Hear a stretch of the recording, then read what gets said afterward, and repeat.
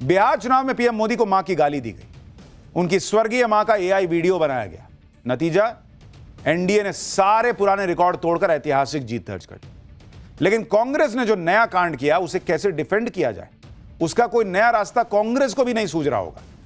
कांग्रेस का यह नया कांड हुआ है राहुल गांधी के विदेश दौरे पर निकलने से ठीक पहले। दिल्ली के रामलीला मैदान में कांग्रेस की रैली में पीएम मोदी के लिए जो शब्द कहे गए उस पर कांग्रेस सबूत के साथ फंस गई।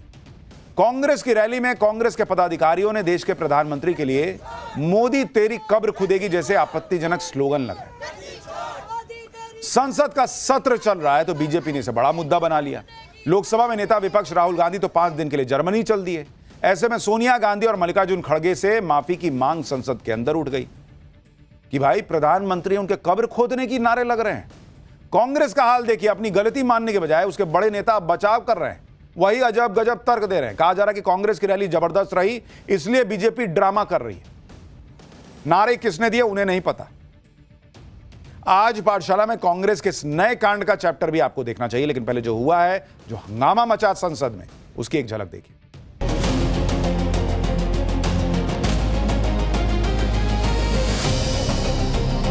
इस देश के लिए बहुत दुखद समय है कि कांग्रेस पार्टी ऐसा शब्दों का इस्तेमाल करते हैं।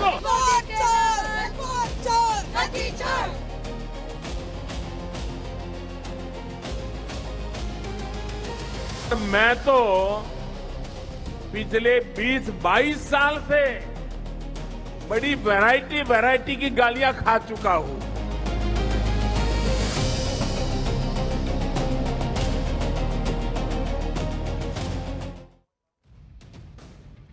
कांग्रेस ने वोट चोरी और एसआईआर को मुद्दा बनाने के लिए दिल्ली के रामलीला मैदान में शक्ति प्रदर्शन किया, जिसके लिए देश भर से कांग्रेस के कार्यकर्ताओं और नेताओं को दिल्ली बुलाया गया। इसी रैली में पीएम मोदी के खिलाफ कब्र खुदने जैसे नारे लगाए गए। एक बार आप भी ये वीडियो देखिए, फिर आगे बताऊंगा कि इस नारेबाजी को लेकर आज संसद में क्या हुआ है।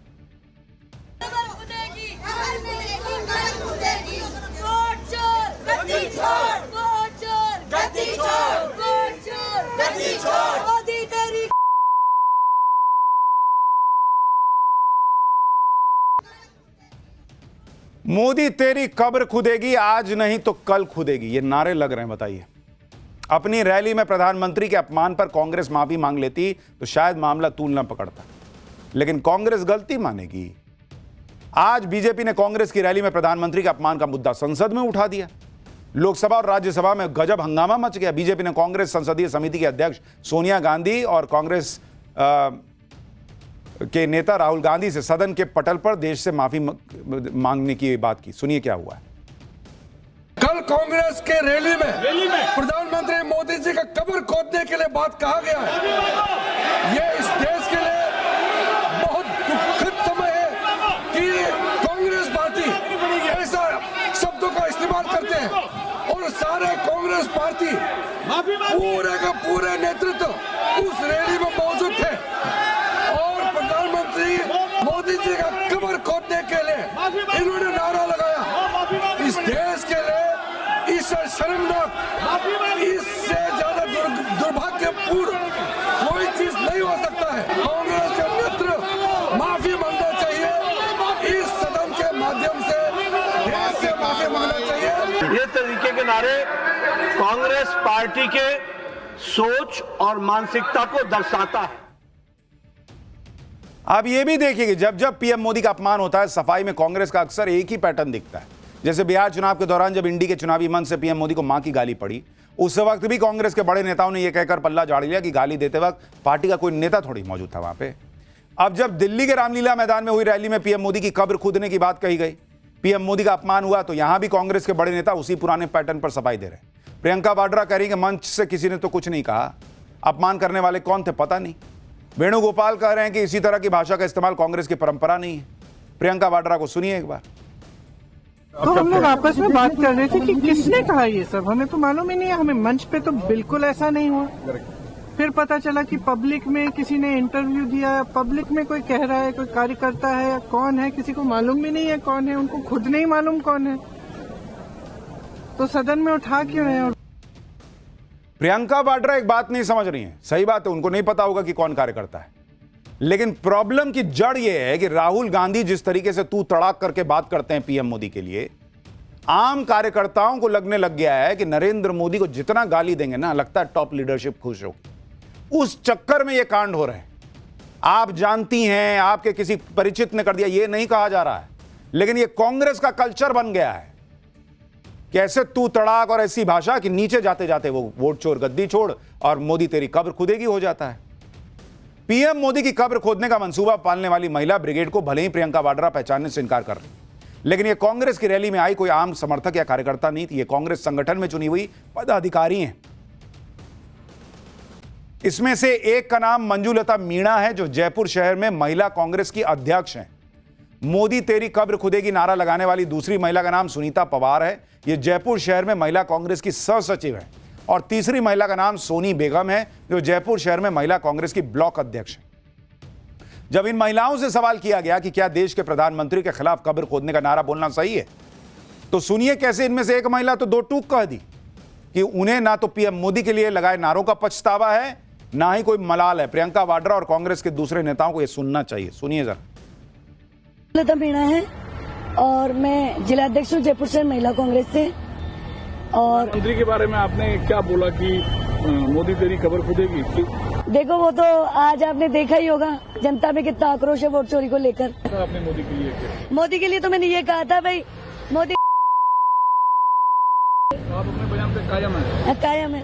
कायम है, हाँ। लेकिन बीजेपी तो आलोचना करेगी इस बयान पर। अब आलोचना तो देखो उनका काम है आलोचना करने का, हमारा काम है सच्चाई को सामने लाने का, जनता के सामने लाने का। आज ही राहुल जी ने तो सच्चाई सामने लाई है जनता के सामने, जो वोट चोरी हुई है और जनता ने माना है, इसलिए तो जनता भारत के कोने से आई है यहाँ पे।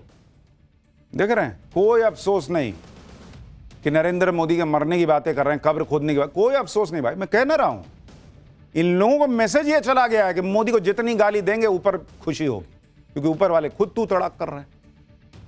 कांग्रेस की सियासी सोच पे कैसे फॉग छा गया है, उनको दिख नहीं रहा है, ये तो दिख रहा है। लेकिन आज कैसे देश भर के अलग अलग हिस्सों में कोहरा छाया, कहीं फ्लाइट कैंसिल हुई, कहीं भयंकर एक्सीडेंट हो गए। ठंड के पहले कोहरे ने गजब कोहराम कैसे मचा दिया। समय से पहले शुरू हो गई गजब ठंड। इस बार सारे रिकॉर्ड टूटने वाले हैं क्या? अब इसका चैप्टर। सर्दियों में सबसे खतरनाक हो जाता है कोहरा। जैसे जैसे ठंड पड़ने लगी वैसे वैसे कोहरे ने कोहराम मचाना शुरू कर दिया। और इस बार तो ठंड के मौसम में पहली बार ही पड़े कोहरे से आफत आ गई। आप तस्वीरें देखिए, कोहरे की वजह से कहीं फ्लाइट कैंसिल हो रही है, ट्रेन लेट हो रही है, लेकिन उससे भी भयंकर सड़क पर भयंकर एक्सीडेंट्स हो गए बहुत आज। सामान्य तौर पर इस तरह का कोहरा दिसंबर के लास्ट में शुरू होता है, लेकिन इस बार तो समय से पहले ही कोहरे ने अपने तेवर दिखाने शुरू कर दिए। ठंड के सीजन में पहले कोहरे की वजह से कैसे हंगामा मच गया, उसकी आज एक एक तस्वीर आपको दिखाने जा रहा हूं। सबसे पहले देखिए कि कोहरे की वजह से सड़कों पर कैसे एक्सीडेंट हो रहे हैं। हरियाणा के नूह में दिल्ली मुंबई एक्सप्रेसवे पर एक्सीडेंट की यह तस्वीर देखिए। बाप रे बाप, देख रहे हैं ट्रक का हाल देखिए कैसे एकदम चिपा गया है। सड़क पर आपस में टकराई गाड़ियां खड़ी हैं, देखिए, सोचिए अंदर जो होंगे उनका क्या हाल हुआ। कोहरे के बीच गाड़ियां एक दूसरे से टकराती चली गई। यह हादसा रनियाला गांव के पास हुआ था। आप देखिए टूटी फूटी गाड़ियां सड़क पर दिख रही हैं। इन हादसे में 2 लोगों की मौत हो गई और 20 से ज्यादा लोग घायल हुए हैं। बताया जा रहा है कि सुबह करीब 5 बजे यह हादसा हुआ। चश्मदीदों के मुताबिक एक्सप्रेसवे पर ट्रैक्टर खड़ा था और उसी की वजह से एक्सीडेंट हो गया। दिल्ली मुंबई एक्सप्रेसवे पर कोहरे की वजह से हादसे का एक और वीडियो आपको दिखाता हूं। यह वीडियो किसी पैसेंजर ने चलती कार से बनाया है। इसमें एक्सीडेंट में टूटी हुई गाड़ियां सड़क के किनारे एक लाइन से खड़ी दिख रही। यह है कोहरे का इंपैक्ट। विजिबिलिटी बहुत कम हो जाती है। अगर एक टकराई तो पीछे से धन धन धन धन सब टकराते चले जाते हैं। ग्रेटर नोएडा में भी कोहरे की वजह से तगड़ा एक्सीडेंट हुआ।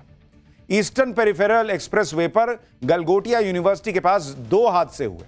2 जगहों पर करीब 20 गाड़ियां आपस में टकरा गए। 20 गाड़ी, आप तस्वीर देखिए ना, वहां हाईवे पर ट्रक खड़े दिख रहे हैं और ट्रक की हालत देखिए।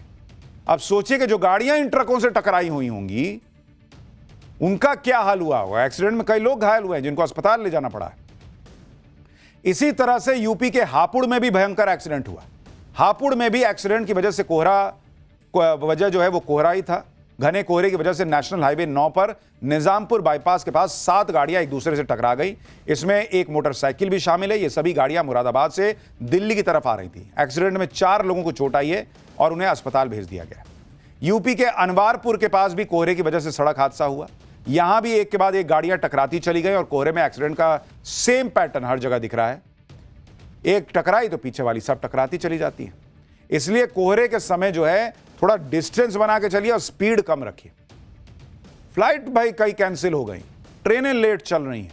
प्रधानमंत्री विदेश दौरे पर जाए तो उनको थोड़ा लेट हो गया, इतना कोहरा था आज, और अभी तो ये कहा जा रहा है कि और बढ़ेगा। For more of such videos, do like, share and subscribe to ET Now Swadesh.